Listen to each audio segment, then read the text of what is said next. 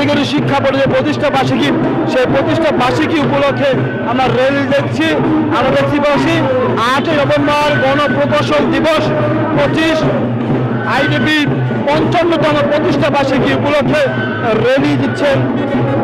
আমরা দেখানোর চেষ্টা করব র্যালিতে তারা কিন্তু এখন এক পা দুপা করে র্যালি নিয়ে কিন্তু যাচ্ছেন। কারিগরি শিক্ষা বোর্ডের সামনে কিন্তু তারা যাচ্ছেন, আমরা দেখানোর চেষ্টা করব সরাসরি। এবং সাথে যুক্ত রয়েছে আমি কাকন সিদ্ধান। নানা আয়োজনের ভিতর দিয়ে কিন্তু তারা কিন্তু অর্থাৎ ঢোল পিটিয়ে বিভিন্ন ঢোল এবং বিভিন্ন রকমের স্লোগান নিয়ে তারা কিন্তু এগিয়ে যাচ্ছেন কারিগরি শিক্ষা বোর্ডের সামনে। দেখানোর চেষ্টা করব।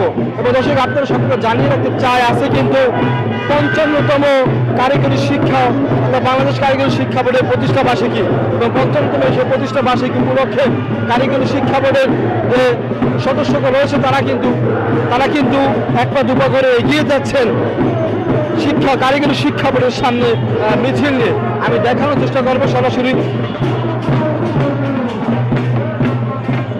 ভাই আজকে একটু বলেন আমার, আজকে আপনাদের কি দিবস? হচ্ছে আইডিবির জন্মদিন। আর আজকে কারিগরি শিক্ষা বোর্ডের প্রতিষ্ঠা বার্ষিকী। হ্যাঁ, প্রতিষ্ঠা বার্ষিকী 55তম প্রতিষ্ঠা বার্ষিকী। আমরা যাচ্ছি প্রেসিডেন্টপুরে, আমরা আইডিবির কক্ষে যাবো, ভবনে যাবো। প্রতিষ্ঠা বার্ষিকী কার্যালয়ে যাবেন? হ্যাঁ।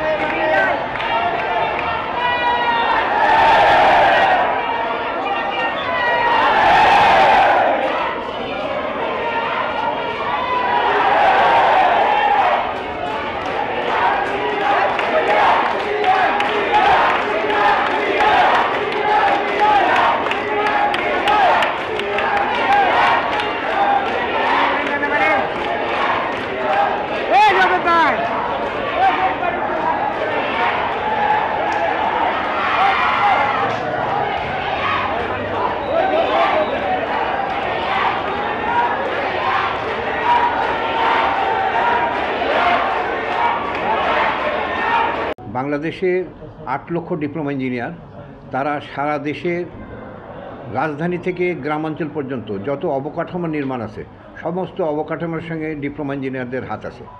তো এই ডিপ্লোমা ইঞ্জিনিয়াররা সারা দেশে কাজ করছে এবং ইতিমধ্যেই সরকারের পক্ষ থেকে এই ডিপ্লোমা ইঞ্জিনিয়ারদেরকে গণপ্রকৌশলী হিসাবে ঘোষণা করা হয়েছে।